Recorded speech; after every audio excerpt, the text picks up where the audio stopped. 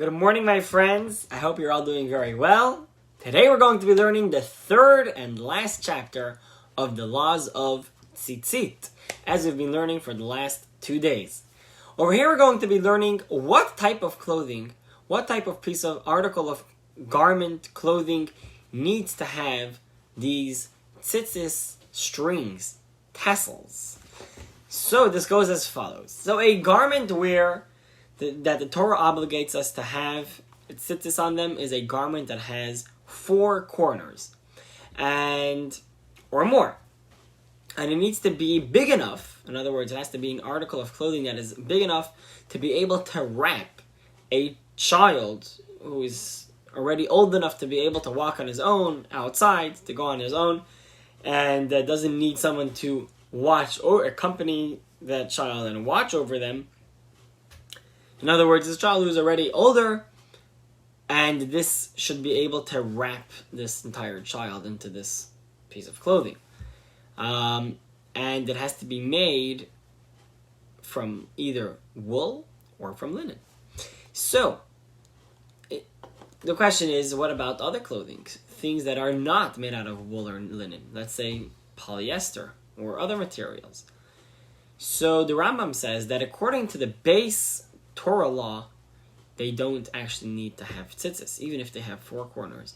But the sages have said that because we want us to be careful in the laws of tzitzis, and that we shouldn't mix up and say, oh, that clothing I don't have tzitzis on, so this one as well.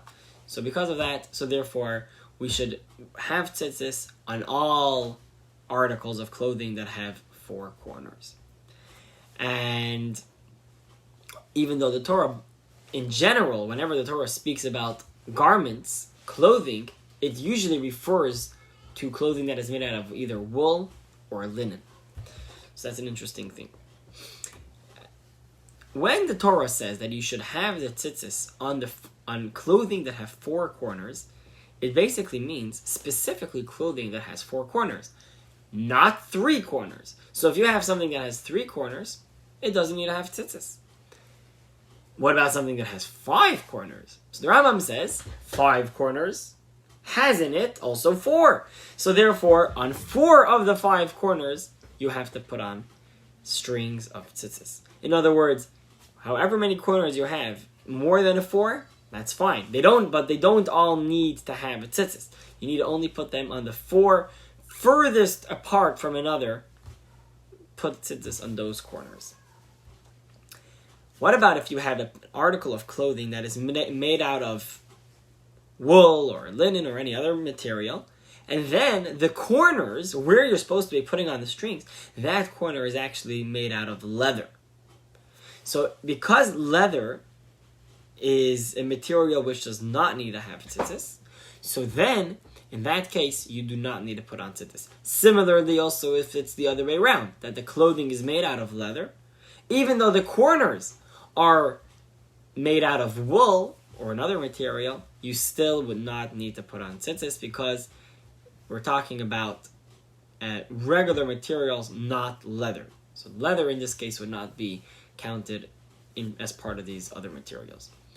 And another time when an article of clothing would be exempt from putting on tzitzis is if it is borrowed. If a person borrows an article of clothing from someone, so then they do not have to put on tzitzis up till 30 days from when they borrowed it. And the tzitzis, primarily, the strings of the tzitzis, when we put them onto the garment, they are going to be made out of wool or linen.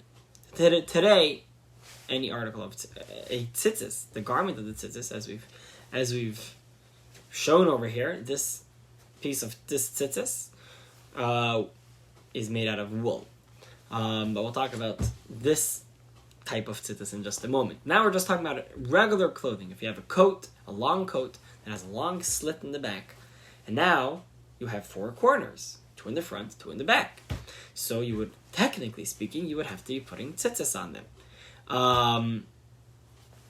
Now, And so now we're just talking about regular clothing. So if you have clothing that's made out of wool, you put on wool tzitzis. If you have a clothing that's made out of linen, you put linen tzitzis on them. If you have an article of clothing that's made out of any other material, so let's say it's made out of silk, so then the tzitzis that you would put on them would be either silk, the same material as the clothing itself, or wool and linen. But you can't put silk tzitzis on a polyester coat. And you can't put polyester tzitzis on a silk coat. In other words, wool and linen work on everything. The other materials only work for that material. So if the garment is made out of wool, if the garment is made out of silk, you can put silk, but you can't put polyester. But you could put wool, because wool works everywhere. All right, hope I got that straight. Wool and linen work on all articles of clothing. Doesn't matter what material they're made out of. If you have a clothing that's made out of a different material, so then you can use that same material. Let's say it's silk. You can use it to make the tzitzis on that article of clothing. But you can't use silk tzitzis on another material. Only on the same. It has to be silk on a silk clothing. Polyester tzitzis on a polyester garment. And so on. And in essence, the truth is that wool and linen, you're technically able to put wool tzitzis on a linen garment and a linen tzitzis on a wool garment. But the problem is that because wool and linen are actually not allowed to be worn together according to the Torah, there is a special mitzvah which we're going to be learning later on in the Rambam. It's a totally different commandment, but we just touch upon it today, which is that we are not allowed to mix types. So in other words, we're not allowed to take wool and linen and sew them together in one article of clothing. That is called in Hebrew shatnez, which is basically to mix. And again, if you have any questions, don't worry about it. We'll be getting there. Eventually, we're going to be learning about this mitzvah more in depth. But there is a concept that a person should not wear an article of clothing that has wool and linen mixed into the same garment. So sometimes when you buy a suit, you gotta be careful. If it's a wool suit, sometimes they will put linen threads into them. So they have special places where you can take it to go and they can check if there is any linen and they can take it out if there is. But different discussion over here when we're talking about tzitzis. If a person has wool garment, linen strings, or the other way around, that could be a problem. So the truth is that it's actually not a problem because over here in this case, because of it's a mitzvah of the Torah says that you should put on tzitzis. So therefore, it's going to come and push away the problem of shatnez, of the mixing of the wool and linen. But because we are able to still do and perform both of these commandments at once, to wear tzitzis and not to wear shatnez, not to wear mixed wool and linen, so therefore, obviously, if you're able to, you should definitely do them both. You shouldn't have to have one that should push the other commandment away. So therefore we say person should essentially just put wool strings on a wool garment and linen strings on a linen garment and not to mix them up. Especially because if a person is going to be wearing the tzitzis in a time when it's not actually, he's not commanded to do it, for instance, at night. So then what's going to happen then? What happens then is that he is wearing tzitzis in a time. Yeah, Marcia. Was like a hi? Like a hi? Oh, hello. So what happens is that if a person is going to be wearing the tzitzis at this time, when there's not actually a mitzvah for it, so then he's actually now doing a sin because he's not actually performing a mitzvah. So therefore, it's not a very good thing. And you just keep to wool strings on a wool garment and linen strings on a linen garment. Now the Rambam says that someone who is blind is still going to be obligated to wear tzitzis because even though he himself cannot see them, but other people can see the tzitzis.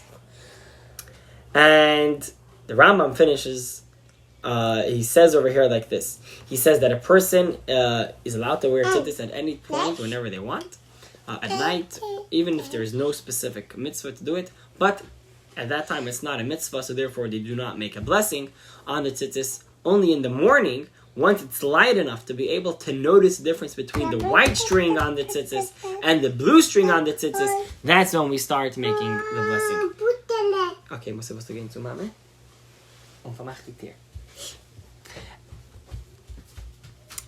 And a person is actually allowed to go into a bathroom or a bathhouse while wearing their tzitzit, even though technically it's a holy object. You make a bracha on it. You make a blessing. But still, the Rambam says that it's okay.